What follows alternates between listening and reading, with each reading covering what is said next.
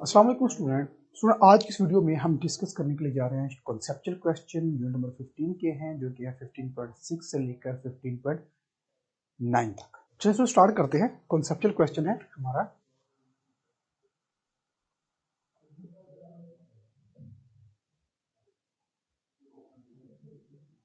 Conceptual question है हमारा 15.6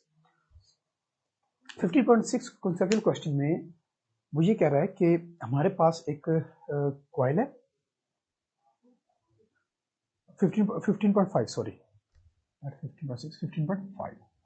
15.5 में वो कह रहा है कि हमारे पास एक लूप है वायर का और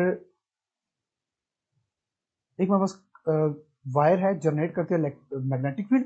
वो कहता है कि हमारे पास एक वायर है और उसमें वोल्टेज पास हो रहा है, ठीक है, और उसको हमने रखा हुआ है एक मैग्नेटिक फील्ड के अंदर।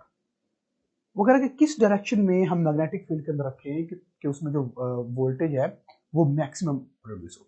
कि वो कह रहा है कि सपोज करते हैं कि वो कह रहा है कि हमारे पास ये एक मैग्नेट है, नॉर्थ पोल है, साउथ पोल है, और इसके अंदर हम एक कॉइल रखते हैं, ठीक है, और जब कॉइल इसके अंदर रोटेट करती है तो इसमें वोल्टेज प्रोड्यूस होता है। वो कहता है कि हम जो कॉइल है वो मैग्नेटिक फील्ड ऑफ लाइंस की किस डायरेक्शन में रखें कि हमारे पास जो वोल्टेज वो मैक्सिमम प्रोड्यूस हो। देखिए हमने एक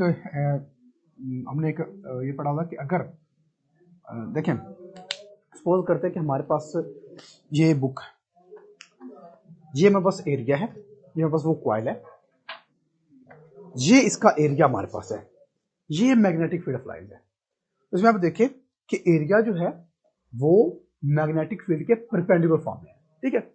जब area magnetic field of lines के परपेंडिकुलर फॉर्म में है तब इस एरिया में से maximum field of lines pass करेंगे, ठीक है।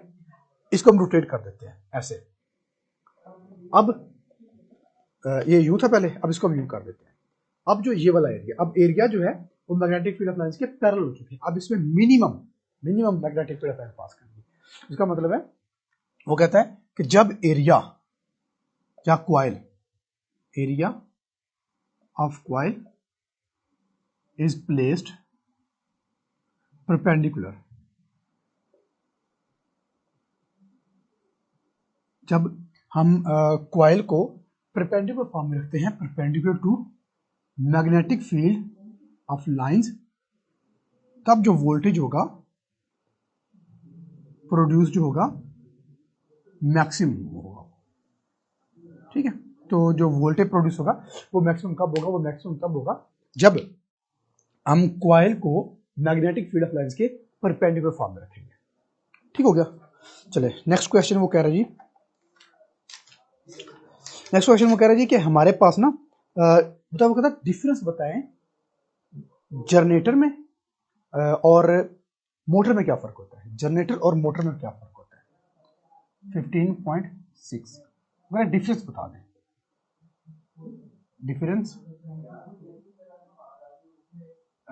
Difference between generator and motor. वो कहता है मोटर और जनरेटर में डिफरेंस बताएं क्या होता है। देखिए जो सबसे मेन और बेसिक डिफरेंस है हम उसकी बात करते हैं। अगर हम बात करें जनरेटर की, जो जनरेटर होता है ये मैकेनिकल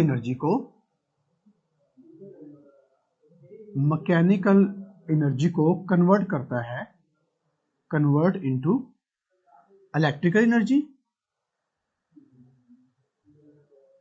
ठीक है। जनरेटर का काम होता है मैकेनिकल एनर्जी को कन्वर्ट करना इलेक्ट्रिकल एनर्जी में, जबकि जो मोटर होती है, मोटर का काम होता है रिवर्स काम होगा,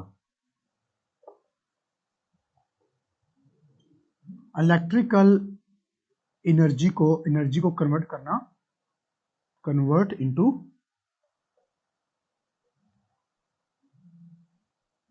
मैकेनिकल एनर्जी, ठीक है। ये बेसिक डिफरेंस होता है, ये बेसिक डिफरेंस प्राइमरी डिफरेंस करें।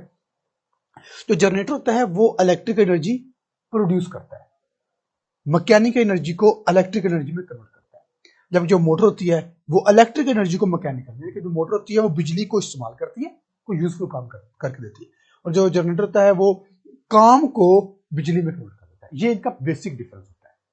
15.7 में वो कह रहा है कि बताएं जी what reverse direction DC motor में जो हमने ये पढ़ा हुआ है। देखिए डीसी मोटर में डायरेक्शन थी वो रिवर्स होती है।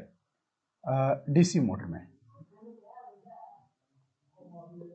डायरेक्शन होती है वो रिवर्स होती है। रिवर्स होने का मतलब है कि देखिए डीसी मोटर के में अंदर में पता है कि स्प्लिट रिंग लगे होते हैं, स्प्लिट रिंग कम्यूटेटर, ठीक है, ये हमें पता है डीसी मोटर के अंदर स्प्लिट रिंग कम्यूटेटर लगे होते हैं। इसकी हम डायग्राम बनाए तो कुछ यूं बनेगी। एक हमारे पास ये मैग्नेट है, नॉर्थ पोल साउथ पोल, और ये इसके अंदर कॉइल होती है, आर्मेचर होती है, और ये दोनों जो होते हैं, दोनों साइड जो होती हैं कॉइल की वो अटैच होती हैं एक रिंग के साथ, और ये रिंग होता है ये बीच में हाफ होता है, इस तरह से बीच में से हाफ होता है, ठीक है। और इसके साथ लगे होते हैं carbon brushes, carbon brushes attach होते हैं, ठीक होगा ऐसे, और फिर आगे ये किसी के साथ अटैच होते हैं, ठीक है। इसमें देखें कि जो वन हाफ है इस रिंग का, जो रिंग का वन हाफ है वो अटैच है एक ब्रश के साथ, जो दूसरा हाफ है वो अटैच है दूसरे ब्रश के साथ, ठीक हो गया। अब जब करंट पास होती है, वही बात है कि जो मैंने ऑलरेडी, इसको कहते हैं हम ए, इसको कहते हैं बी, सी और डी। सपोज करते हैं कि जो करंट है वो इस डायरेक्शन में चल रहा है, करंट की डायरेक्शन ये है, सपोज करते हैं, फिर ये और फिर ये। देखें जब करंट की डायरेक्शन ये है, अब जब इसने घूमना है तो ये, अब यूं कह ले कि हमारे पास ये है इस तरह से, ये टेप वाली साइड आपको नजर आ रही है बगैर टेप के, इस तरह से हमारे पास है। जब करंट इसमें अपवर्ड डायरेक्शन में है तो फोर्स जब इन साइड लगेगी तो ये घूमेगा, ये घूमकर यहां आएगा। अब इसने घूम कर आना है यहां पर, जब यहां पर आ जाएगा इसका मतलब अगर बुक का अगर पूरा चक्कर किया जाए तो ये यूं होगा, ऐसे घूम रही है, ऐसे घूम रही है, फिर ये यहां आ जाएगी, यानी कि जहां से स्टार्ट किया है वहां पर वापस तो एक चक्कर होगा। लेकिन अब क्या होता है, जब इसने यहां से घूमना है, घूम कर आना है यहां पर, तो ये होगा हाफ चक्कर। अब हाफ चक्कर में जो हमारे पास वेव बनेगी वो बनेगी इस तरह से, हाफ हाफ है ना, अदरवाइज पूरा सर्कल कर ये बनता है, तो इसमें हाफ हमारे पास ही आ जाएगी। अब जब हाफ ये आएगी ना, अब देखिए जो ये जो रिंग होगा ये भी घूमेगा। सपोज करते हैं ये वन रिंग है, ये टू रिंग है, अब बात अंडरस्टैंड कीजिएगा, और ये वन ब्रशेज है, ये टू ब्रशेज है, यानी कि जो वन रिंग है वो वन ब्रश के साथ अटैच है जब ये था इस फॉर्म में, ठीक है, और जो टू ब्रश है वो टू रिंग के साथ अटैच है, ऐसे ही है। अब ये जब घूमकर हाफ यहां पर आएगा, अब क्या होगा, अब जो वन ब्रश होगा वो अटैच हो जाएगा टू रिंग के साथ, यानी कि अभी उल्ट हो जाएगा, यहां पर टू आ जाएगा, यहां पर वन, वन टू से अटैच हो जाएगा, जो टू रिंग होगा वो वन के साथ अटैच हो जाएगा, ऐसे ही है। अब इसके बाद इसने डायरेक्शन अपनी चेंज करनी थी, यहां पर यहां आना था, लेकिन अब क्या होगा, ठीक है, अब क्या होगा, अब जो ब्रशेस की जो रिंग है उसकी डायरेक्शन चेंज होने की वजह से इसने वापस जीरो से स्टार्ट लेना है, यानी कि ये नेक्स्ट फर्दर एक्सपेंडिंग बल्कि इसने फिर जीरो से स्टार्ट लेना है इस तरह से। तो इनकी कम्यूटेटर की वजह से, स्प्लिट रिंग की वजह से जो डायरेक्शन होती है वो रिवर्स हो जाती है, ठीक हो गया। रिवर्स होने का मतलब है कि वापस उसी जगह पे आ जाती है। अगर ये प्लस है ना तो इसने माइनस में जाना था, तो ये रिवर्स होकर प्लस में चला जाएगा, इसका ये मतलब है, ठीक हो गया। तो ये किसकी वजह से होता है, ये कम्यूटेटर स्प्लिट रिंग की वजह से, क्लियर। चलें जी, नेक्स्ट हमारे पास है, नेक्स्ट क्वेश्चन है जी 15.8। 15.8 में वो कह रहा है कि हमारे पास एक,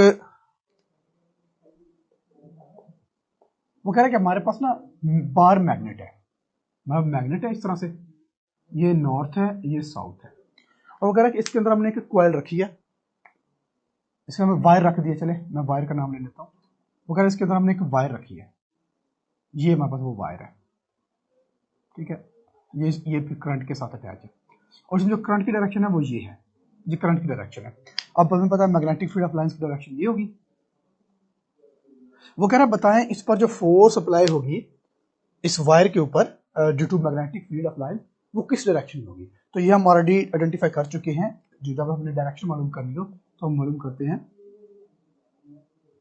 फ्लेमिंग्स लेफ्ट हैंड रूल। ठीक हो गया,